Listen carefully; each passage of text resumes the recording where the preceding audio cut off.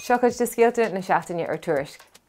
Tá tuairiscail mhór taide curtha amach faoin na halaí na béal in ghéalaigh.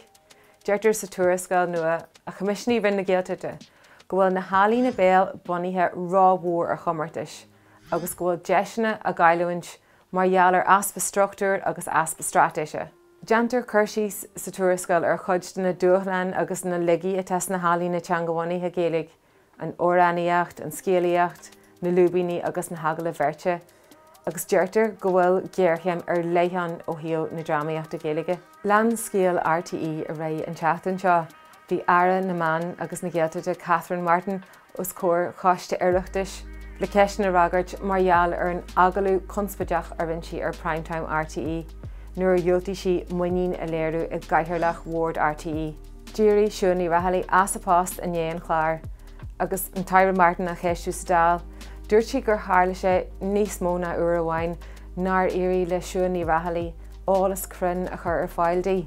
Ach sean nachbhfuil dearú leis an conspóid seo, agus cainteán go mbeidh iarchaithearlach Ward RTE ag teachtaigh costain na man le ceisna ar bhagart.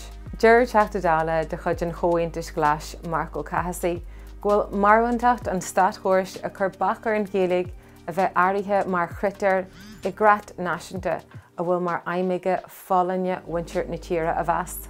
Ní móna sásta atá sé faoin drogal a deir sé atá ar airí agus ranna rialtais, cusaí teanga agus cultúr a chur san áireamh. So cadiad na tíortha is mó san Aontas Eorpach ana bhfuil gulthan cinn a dhéanamh ag an eite iar-dheis agus cén feadh. Tá fhíseán againn inar sráid leagraban fiche chathair, faoin na cúiseanna a bhfuil barú faoi fartaithe na heite fíor-dheise ar fud na Eorpa. Thiglah éisteat an teachtain seo le dara ó Cnéide agus a cháún a léamhaige in Gaeilge Alín Chiarí. Grada scólan ó stánáil tu é chora ar éireann don dáiste, agus an bhearna sin a bheachtar a míúide. Chnig í súil agus bhí clúas le héisteacht arbh de alt na eile mar sin ar Tuairisc, agus tá chaill ar Tuairisc.